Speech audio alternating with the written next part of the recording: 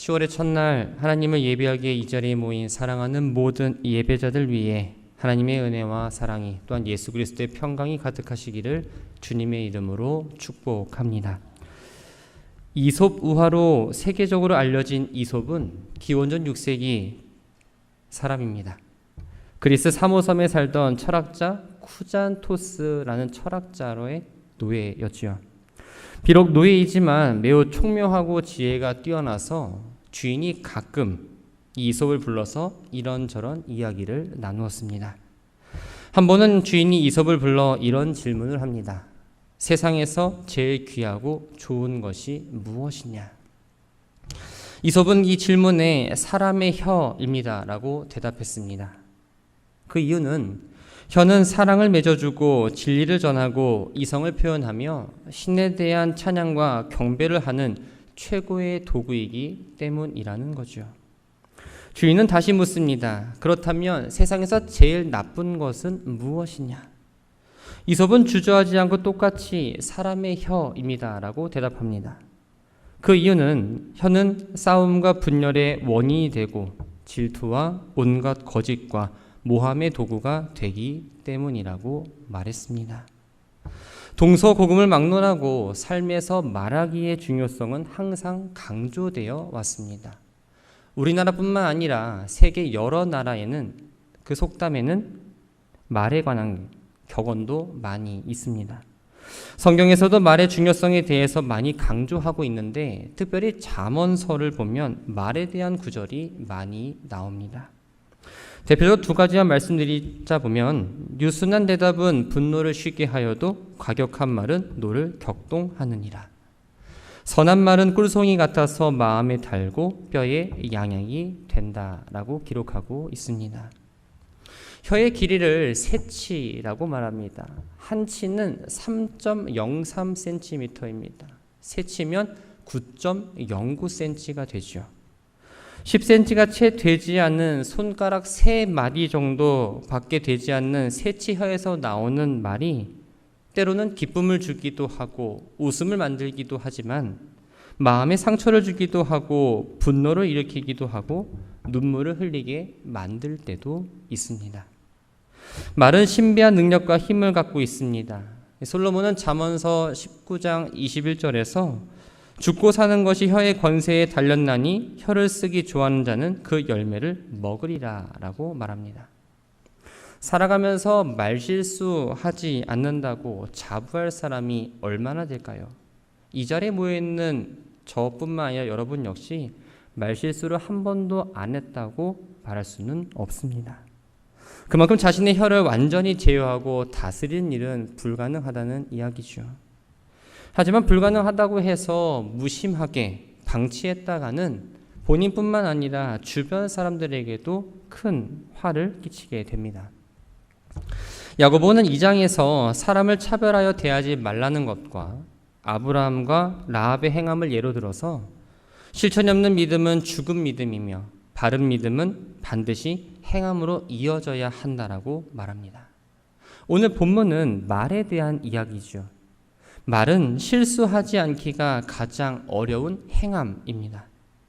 야고보는 성도가 행해야 할 언어 생활에 대해서 실질적이고 구체적으로 이야기하고 있습니다.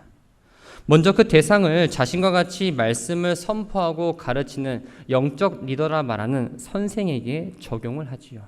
1절을 보면 내 형제들아 너희는 선생된 우리가 더 큰 심판을 받을 줄 알고 선생이 많이 되지 말라라고 이야기합니다. 야고보는 교회나 사회에서 행하는 교사의 역할을 부정하거나 또 교사라는 자신의 위치를 확보하기 위해서 벽을 치고자 하는 말이 아니었습니다. 교사의 위치, 특별히 복음의 진리를 가르치는 영적 교사라는 위치가 얼마나 중요한지를, 소중한지를 잘 알고 있던 사람이죠. 자신의 이익을 추구했던 사람도 아니었습니다. 그럼에도 불구하고 이런 말을 할 수밖에 없었던 건 바로 시대적 상황과 연관이 있습니다. 당시 선생이라 불리는 랍비 계층은 사회적으로 대단한 존경과 특권을 누렸던 사람들입니다. 마태복음 23장 6절과 7절을 보면 잔치의 윗자리와 회당의 높은 자리를 차지하고 사람들로부터 시장에서 문안을 받았다라고 이야기합니다. 많은 사람들이 선생이라는 직분을 선호했고 선생이 되고자 하는 사람이 적지 않았습니다. 그러다 보니 구원의 진리에 대해서 풍부한 지식을 갖추고 있지 않고 확신도 없는, 검증되지 않는 사람들이 선생 자리에 서는 경우도 있었던 거죠. 가르치는 자로서 소양과 자질이 부족한 사람들이 선생이 되다 보니 교회 안에 잘못된 가르침이 퍼져나가기 시작했고, 또 가르치는 자가 모범을 보이지 못함으로써 다양한 문제가 발생하기 시작합니다. 선생은 가르치는 역할을 하는 사람입니다. 그래서 어떤 일이 그른지 또 옳은지, 지식적으로 맞는지 틀린지를 늘 말해야 하는 사람들이죠. 직무의 특성상 비판적이기 쉽습니다. 그래서 자기는 하지 않으면서 뭐든지 가르치려고만 한다, 시키기를 좋아한다는 비난을 받기도 합니다. 야고보가 선생을 우선적으로 염두에 두고 한 말이지만 사실은 선생만 두고 이야기한 건 아니었습니다. 매사에 자신의 생각이나 의견을 가감없이 솔직하게 말하고 자신의 허물과 별점을 보지 못한 채 다른 사람의 허물과 단점을 들추어 비난과 판단을 일삼는 사람들을 향한 이야기이기도 합니다. 비판적인 자세를 취한다면 선생과 같이 더 많은 심판을 받을 거라고, 이런 일을 하면 안 된다라고 경고하는 이야기였던 거죠. 다른 사람을 향해서 이것은 틀렸다, 이것은 맞다, 또 잘못했다, 잘했다라는 끊임없이 판단하는 것을 즐기지 말라는 의미입니다. 우리가 하는 행동 가운데 좋지 못한 행동들이 간혹 보입니다. 다른 사람을 비판하면서 자기는 그런 사람이 아닌 것처럼 내세우는 모습이죠. 다른 사람의 장점이나 칭찬할 점을 찾아보세요라고 하면 쉽게 이야기하실 분이 그리 많지 않습니다. 그 사람의 장점이 무엇인지 분명히 알지만 말하는 것에 조금 속상해하기도 하고 뭔가 내가 짖는 듯한 느낌을 받기도 합니다. 반면에 저 사람이 비난할 거리를 찾아보십시오. 저 사람의 단점은 무엇입니까? 라고 물어보면 이런 것까지라고 말할 정도로 정말 잘 찾아냅니다. 다른 사람에게는 그렇게 하면 안 된다고 말해놓고 돌아서서는 나는 안 된다는 걸 하고 있고, 실제로 그렇게 해서는 해야 된다라고 강하게 이야기하면서도 나는 하지 않는 게 우리의 모습은 아닌지요. 예수님은 마태복음 7장 2절에서 너희의 비판하는 그 비판으로 너희가 비판을 받을 것이요 너희의 헤아리는 그 헤아림으로 너희가 헤아림을 받을 것이라 라고 말씀하십니다. 우리는 다 약점도 많고 허물도 다 갖고 있는 사람들입니다. 사도 바울은 이렇게 이야기합니다. 의인은 없나니 하나도 없으며 깨닫는 자도 없고 하나님을 찾는 자도 없고 다 치우쳐 한 가지로 무익하게 되고 선을 행하는 자는 없나니 하나도 없다. 바울이 이렇게 말한 근거는 무엇일까요? 저희 목구멍은 열린 무덤이요 그 혀로는 속임을 베풀며 그 입술에는 독사의 독이 있고 그 입에는 저주와 악독이 가득하기 때문이라고 말합니다. 즉 사람이 죄인이라는 걸 알 수 있는 건 그 입을 보면 알 수 있다라는 의미입니다. 많은 사람들이 자기 입으로 다른 사람들을 판단하고 저주하면서 자신의 의로움을 드러내고자 합니다. 사랑하는 성도 여러분, 하나님의 은혜가 아니면 우리는 하나님 앞에서 정죄받을 수밖에 없는 죄인이라는 사실을 늘 기억하며 살아가야 합니다. 다른 사람의 허물을 혹은 약점을 찾고 그것을 들추어 비판하기보다는 입으로 죄를 범하지 않도록 그 입을 닫아야 합니다. 혹 다른 사람의 허물과 단점을 발견했다면 그것을 거울로 삼아서 나에게는 그런 단점이 없는가, 허물이 없는가를 한번 돌아보고 발견됐다면 고쳐 나가야 한다는 거죠. 야고보는 2절에서 말에 실수가 없는 자라면 곧 온전한 사람이라고 이야기합니다. 우리가 행하는 실수의 대부분이 말과 연결되어 있다는 것을 알 수 있습니다. 우리들의 삶을 한번 돌이켜 볼까요?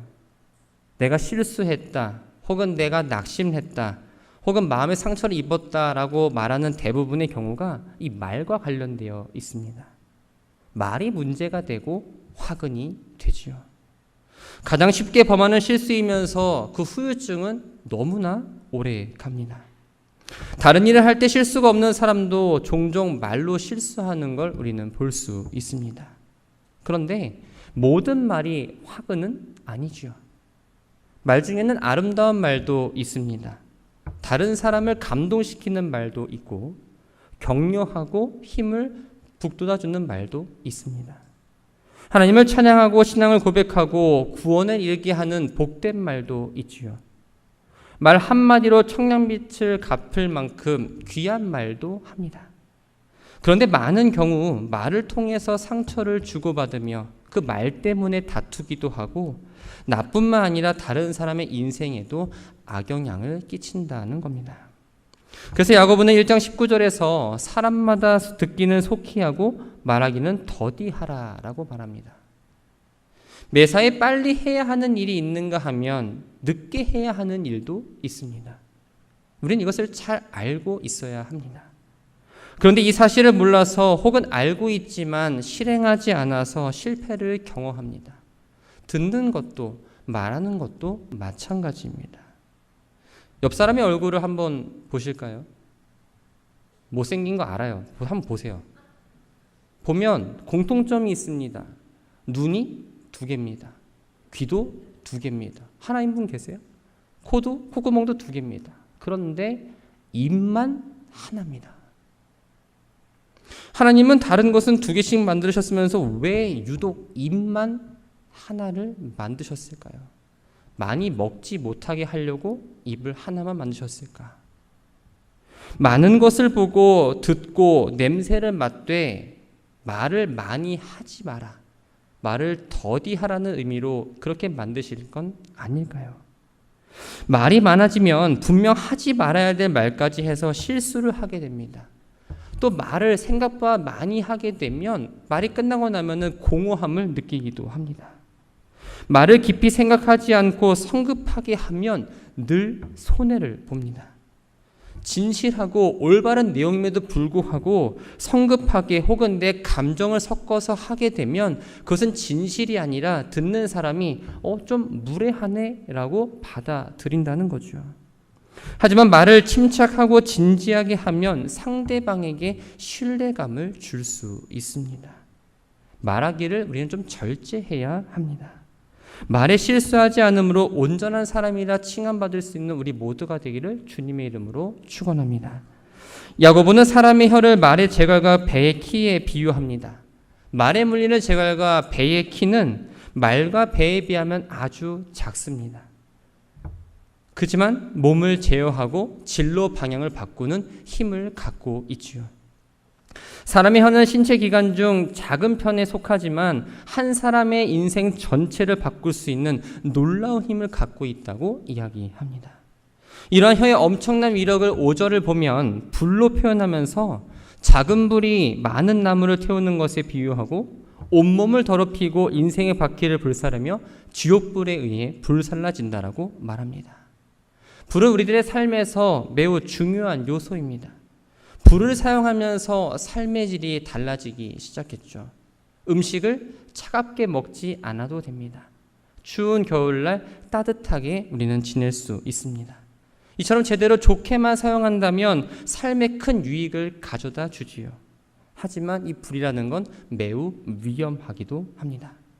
자칫 잘못 취급하면 아무리 작은 불씨라 할지라도 엄청난 파괴력을 보여줍니다. 성냥개비 하나를 들고 심지에 불을 붙이면 아주 작은 불이 켜지지만 그 작은 불을 성냥개비가 가득 담긴 성냥갑에 던지면 주위에 번지게 되고 많은 피해를 받게 됩니다. 다윗이 바란 광야에서 생활할 때 나발이라는 사람에게 10명의 소년을 보냅니다. 나발은 유대 광야 마온에 살던 욕심 많은 부자로서 목축업을 하던 사람입니다. 다윗은 나발의 일행을 보호해주며 도움을 주어서 양털을 깎는 그 축제날에 음식을 얻고자 했는데 나발은 이를 거부했을 뿐 아니라 다윗을 향해서 도망치는 종이라고 비난했습니다. 이 이야기를 들은 다윗은 화가 났고 나발을 죽이기 위해 400명의 용사들을 무장시키고 출정합니다. 그때 나발의 아내인 아비가일이 다윗을 만나 선하고 지혜로운 말로 다윗에게 이야기를 하지요. 그 이야기를 통해서 온 집안을 구할 수 있었고 하나님에 의해 나발이 죽은 뒤에 아비가일은 다윗의 아내가 되는 영광을 누리게 됩니다. 또 그리스도께서 귀신을 쫓아내셨을 때 바리새인들이 귀신의 왕인 바알세불의 힘으로 이루어냈다라고 말합니다. 이들은 살인과 강도와 같은 죄보다 더 무서운 죄인 성령을 회방하는 죄를 범함으로써 그 무엇으로도 용서받을 수 없는 엄청난 심판을 자초했습니다. 이처럼 말을 어떻게 사용하냐에 따라서 그 결과는 엄청난 차이를 보인다는 거죠. 불이 그렇듯이 말도 잘 다스리며 매우 유익한 것이 되지만 잘못 사용하면 무서운 결과를 맞이할 수밖에 없습니다. 말과 불은 비슷한 점이 있습니다. 한 글자라는 특징도 있지만 그 안에는 번진다와 사른다는 특징이 있죠. 불은 처음에 작게 시작되어도 조금만 시간이 지나면 주위로 퍼지게 되고 나중에는 걷잡을 수 없게 됩니다. 우리가 산불을 경험한 거 보면 몇 날 며칠이 아니라 몇 달이 되어서도 불길이 잡히지 않은 걸 본 적이 있죠. 말도 마찬가지입니다. 그냥 아무런 생각 없이 그저 던진 한마디가 처음에는 대수로워 보이지 않지만 사람들의 입을 거쳐가면서 말이 더해지고 나중에는 걷잡을 수 없이 퍼져나가 감당하기 어렵게 만든다는 겁니다. 이렇게 되면 말 한마디로 인해서 인격과 삶이 더럽혀지고 심하면 인생이 잿더미처럼 변하게 됩니다. 그래서 야고보는 그 사르는 것이 지옥불에서 난다고 이야기하죠. 그렇다면 우리는 어떤 말을 조심해야 할까요? 먼저 분노를 여과 없이 드러내는 공격적인 말과 비난의 말을 조심해야 합니다. 화가 났습니다. 분노에 휩싸이게 되면 자신이 한 말이 어떤 결과를 가지고 올지 생각하지 못하고 하지 말아야 할 말까지 서슴없이 하게 됩니다. 이렇게 한번 입에서 나간 말들은 엎질러진 물처럼 다시 주워 담을 수 없습니다. 분노의 감정을 상대방에게 상처를 주지 않기 위해서 다른 말로 자신의 생각을 표현할 수 있는 훈련을 우리는 해야 합니다. 또 조심해야 될 말은 거짓말과 불평의 말입니다. 남을 속일 의도가 없다 하더라도 일상에서 사용하는 말 가운데에는 사소한 거짓말이 섞일 수 있습니다. 무의식적으로 내뱉는 거짓말, 불평의 말을 조심해야 합니다. 11월이 되면 불조심 강조의 달이어서 꺼진 불도 다시 보자 자나깨나 불조심이라고 하는데 우리는 늘 살면서 이 말조심도 해야 한다는 거죠. 말이라고 하는 것은 언제나 긍정적이든 부정적이든 말하는 나와 듣는 상대에게 영향을 줍니다. 우리의 삶은 지난날 내가 했던 말과 깊은 관계가 있습니다. 한번 생각해 볼까요? 여러분의 삶을 돌아보시고 여러분 주위에 있는 사람들을 한번 생각해 보시기 바랍니다. 절망적인 말을 하는 사람 중에 소망 있는 삶을 사는 사람을 보셨습니까? 거친 말을 하는 사람 중에 부드러운 삶을 사는 사람을 보셨는지요? 말을 더럽게 하는 사람 중에 깨끗한 생활을 하는 사람이 있습니까? 부정적인 말을 많이 하는 사람 중에 긍정적인 삶을 사람들이 얼마나 있을까요? 비방을 일삼는 사람 중에 존경받는 사람이 있습니까? 아마 없을 겁니다. 어른이건 아이건 할 것 없이 시도 때도 없이 우리가 흔히 쓰는 단어가 있습니다. 죽겠다라는 단어입니다. 요즘 장사가 잘 되시나요? 라고 물으면 이렇게 대답할 겁니다. 말도 마세요. 죽겠습니다. 요즘 어떻게 지내시나요? 힘든 삶을 겪고 있는 이들은 죽지 못해서 삽니다. 라고 대답합니다. 아이들이 공부를 잘합니까? 라고 물으면 공부는 무슨 공부냐? 텔레비전과 컴퓨터를 끼고 살아서 정말 죽겠다라고 말합니다. 기분 나빠 죽겠다. 신경질 나 죽겠다. 바쁘면 바빠 죽겠다. 심심하면 심심해서 죽겠다. 기껏 음식 잘 먹고 나서는 배불러 죽겠다라고 이야기합니다. 그런데 날마다 아무런 생각 없이 죽겠다고 한 말이 혹 내 삶을 더욱 힘들게 하는 건 아닌가를 생각해 보신 적이 있으십니까? 자기가 어떤 말을 할 때 그 말을 가장 가까이 듣는 건 다른 상대가 아니라 바로 내 얼굴에 달려있는 귀입니다. 일단 자기가 토해내는 말의 영향을 자신이 가장 많이 받는다는 사실을 우리는 알아야 합니다. 부정적인 말을 하면 당연히 부정적인 열매를 맺을 수밖에 없고 긍정적인 말을 하면 긍정적인 열매를 맺을 수밖에 없다는 거죠. 7절과 8절을 보면 짐승과 새와 벌레와 바다의 생물은 다 사람이 길들일 수 있고 길들여 왔거니와 혀는 능히 길들일 사람이 없다라고 말합니다. 우리 안에 있는 이 혀는 쉬지 않는 악이며 죽이는 독으로 가득합니다. 말 한마디로 오해와 분노가 생기고 오랜 관계가 너무나 쉽게 깨지기도 합니다. 심지어 말이 큰 분노를 일으켜 살인과 같은 각종 범죄를 일으키기도 하고 그리스도의 사랑으로 하나가 되어야 될 이 교회 공동체가 말로 인해서 분열되고 갈라지는 일도 종종 일어납니다. 말에는 이러한 파괴력이 있기 때문에 마부가 말에 재갈을 물리거나 사공이 배의 키를 다루듯이 우리는 혀를 제어하고 실수를 경계해야 합니다. 하지만 그 누구도 혀를 능히 길들일 수 있는 사람은 없습니다. 오직 창조하신 하나님 한 분만 가능합니다.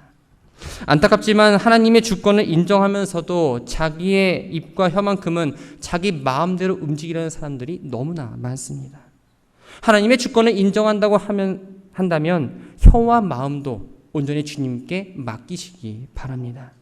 선지자 이사야처럼 하나님의 거룩한 제단 숯불에 의해 입이 정결케 되는 은혜를 입음으로써 성령의 전이라 말하는 우리의 몸과 마음이 하나님의 영광을 드러내야 합니다. 하나님의 뜻에 합당한 아름다운 말을 함으로써 언어의 온도를 높여나가는 우리 모두가 되기를 주님의 이름으로 축원합니다. 야고보는 혀를 통해 하나님을 찬송할 수도 사람을 저주할 수 있다고 이야기하면서 한 입으로 찬송과 저주가 나오는 건 마땅하지 않다라고 이야기합니다. 왜 그럴까요?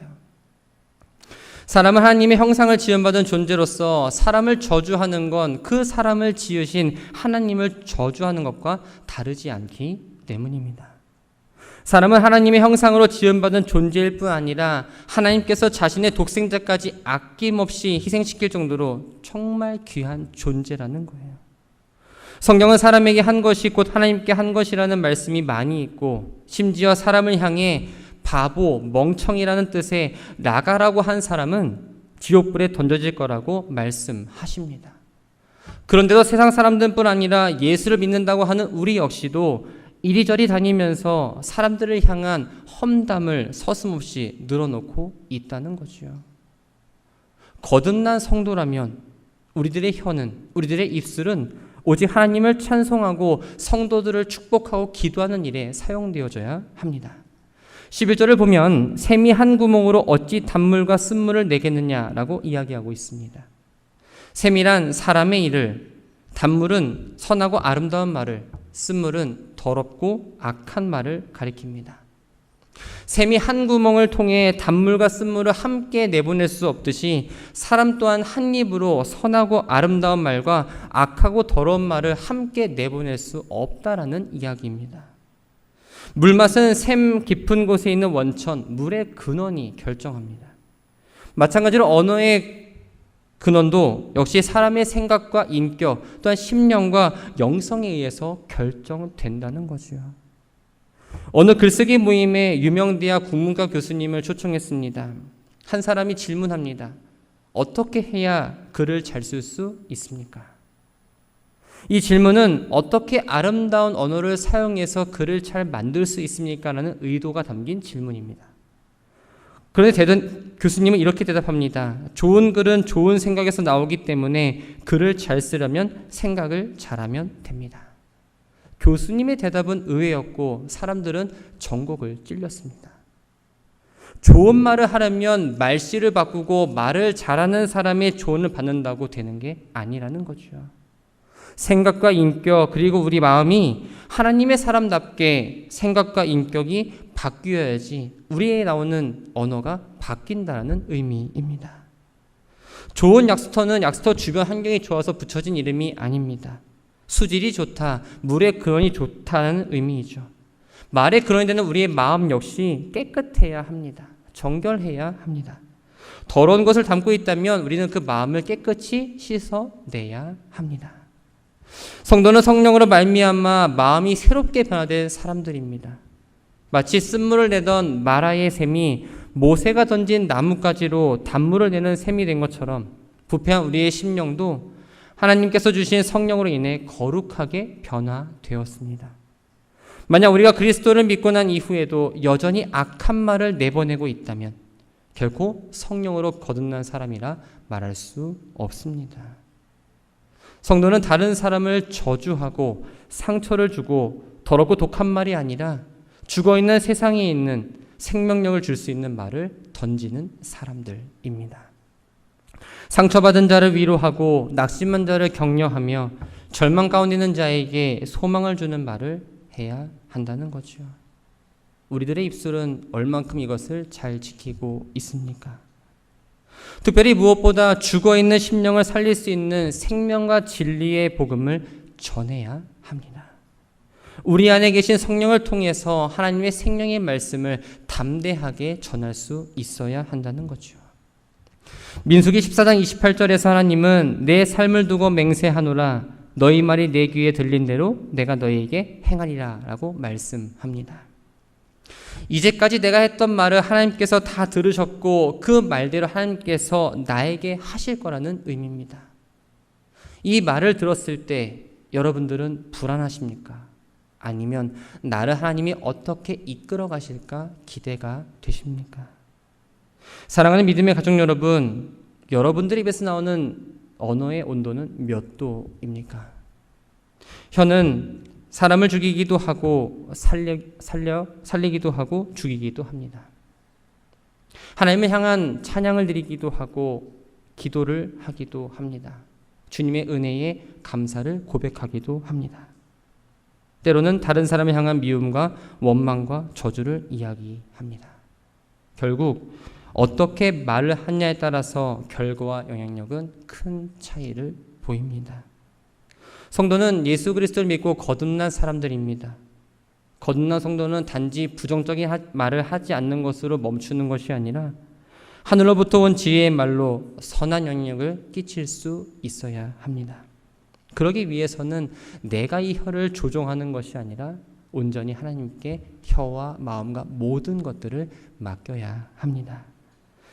마음에 내가 자리 잡아 상처를 주는 말, 남을 헐뜯는 말이 아니라 예수 그리스도께서 자리 잡아 선한 말, 복을 주는 말, 기쁜 말을 통해 다른 사람을 살릴 수 있어야 합니다. 다른 사람을 회복시킬 뿐만 아니라 내 삶을 축복의 삶으로 변화시킬 수 있어야 합니다. 언어의 온도를 높여서 우리의 가정과 우리의 교회와 여러분들의 직장과 일터에 그 공동체를 굳건히 세울 수 있어야 합니다. 죽어있는 심령을 향해서 생명의 말씀을 전할 수 있어야 합니다. 여러분들의 입술의 온도는 몇 도입니까? 남을 향한 악한 말로 온도를 높이는 것이 아니라 다른 사람의 그 차가운 마음을 따뜻하게 회복시킬 수 있는 언어의 온도를 높이시기 바랍니다. 그래서 하나님 주신 그 말이라는 좋은 선물을 귀하게 사용하는, 그래서 하나님으로부터 칭찬받고 사람들로부터 온전하다고 이야기 듣는 우리 모두가 되기를 주님의 이름으로 축원합니다.